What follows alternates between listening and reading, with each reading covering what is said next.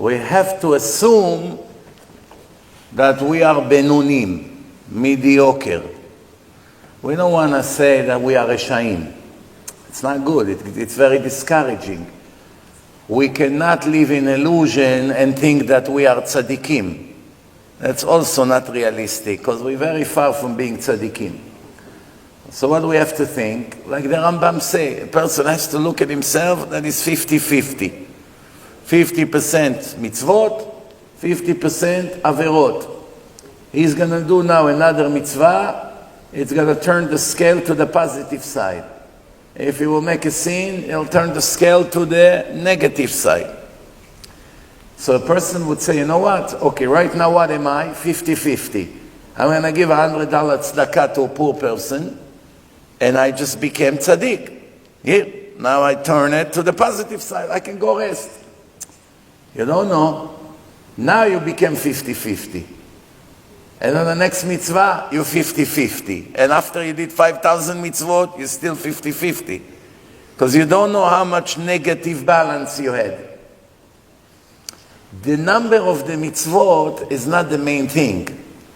It's the weight of the mitzvot. The weight of the mitzvot and the weight of the sins. Like the Rambam say, sometimes one sin is equal like 1,000.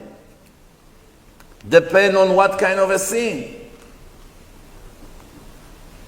What are the worst sins in the Torah? The worst. Being with a married woman. It's a horrible sin. Death penalty for the man and the woman. Terrible. Avodah zarah. Bow down to an idol. Believe in somebody that is not God. That's a very big sin. Avodah zarah. Eating chametz in Pesach. Karet for the soul. Chilul Shabbat. The worst. Worse than a murder. Bigger punishment than to murder someone. If a person killed someone, it's a horrible crime. But the Torah didn't give a cut for the soul if you murder. But if you break Shabbat, it's karet, v'nichreta nefesh. Being with a woman nida, when she's in a state of her period or after without going into a mikveh, that's one of the worst sins of the Torah. That's mitzvah without mazal. It's a very common thing in the world today, among many secular Jews. They have no idea. So Shabbat does not have mazal. Most secular Jews mechalel Shabbat. Most secular Jews, they live with nida. Most secular Jews will not go with a married woman. Even they understand that it's not something they want to do. So that mitzvah has a little bit more mazal. But some other mitzvot have no mazal. Husbands and wife live together, no mikveh, no nothing. It's one of the biggest crimes in the Torah. But there is also more sins, like Chilul Hashem. People know that you're Jewish. People know that you're religious. And you behave like an animal. That's a very big sin. You understand? I'll give you an example. If you fly to Europe, and you come back and the plane is full of dirt. All kinds of cookies, crumbs on the floor, all kinds of bags, all kinds of bottles. The plane looks like a zoo. And they see now 300 people with beards and peot came off the plane. That was the biggest crime that a person can commit. It's called Chilul Hashem. They will go 1 billion times to Uman to pray and to cry. It will not erase just the damage that they left on the plane. And it's not my opinion. It's halakha. Because Chilul Hashem you can never erase. Even if you suffer in Auschwitz 60 years, the Nazis beat you up, pull your hair off, burn you, electrocute you, kill your children, kill your wife in front of you, it does not erase one Chilul Hashem. You should know the truth. Chilul Hashem, you never ever take the risk with that. Until the day of death, it can never be erased. You did tshuva, Yom Kippur passed, you gave a lot of tzedakah, you never did Chilul Hashem again, you suffer for 60 years, and it's still not erased. All of that to go pray in the grave of a tzaddik. Does it make sense to you? If a person will invest $1 billion to make $1, is that a smart person or is the dumbest one on earth? Investing $1 billion to make $1. Why? Because this is the way the Satan is. He's a genius. He finds out a person and he knows how he thinks and he knows where he can make him lose everything. So that's an example of Chilul Hashem. The way you behave in the airport, the way you behave to the goyim that serve you the food. It's not only these people, it's us. When I'm not thinking that we're any better than them. Every one of us, unfortunately, does Chilul Hashem. Chilul Hashem is something very, very scary.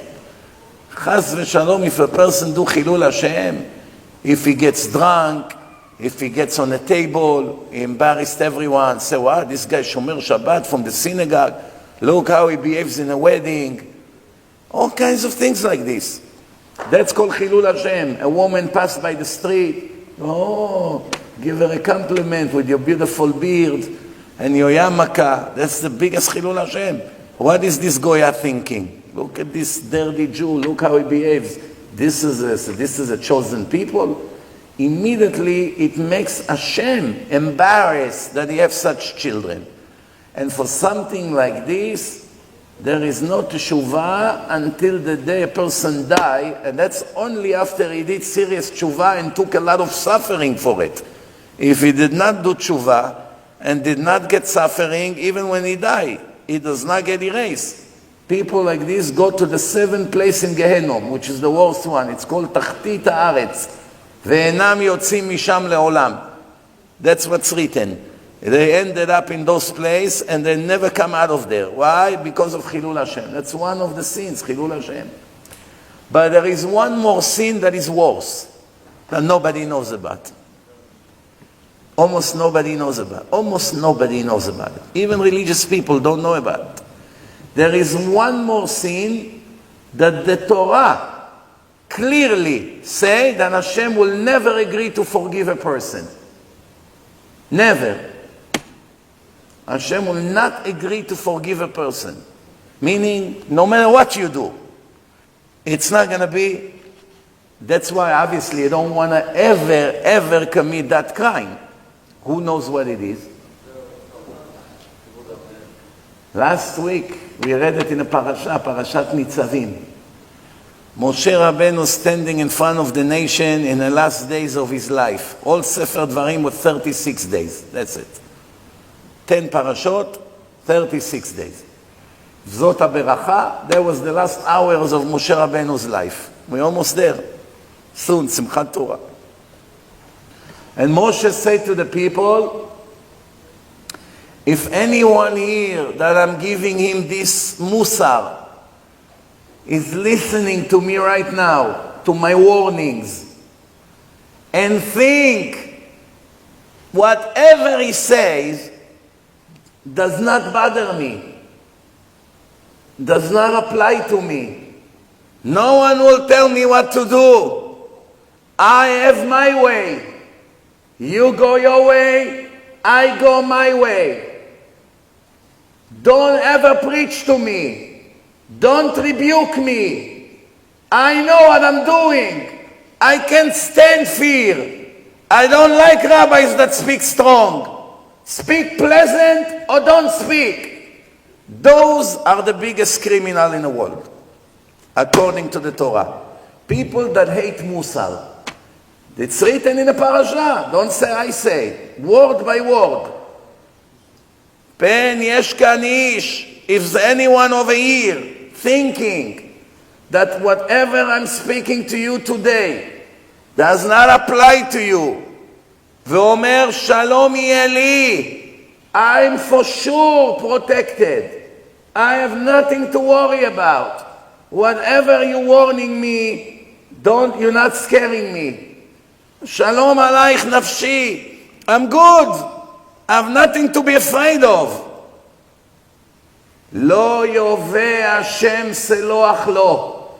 Hashem will never agree to forgive these proud, arrogant Jews that think that they are righteous and they are the best and no rabbi will tell me what to do. Those are the biggest criminals. Hashem will never agree to forgive someone like this.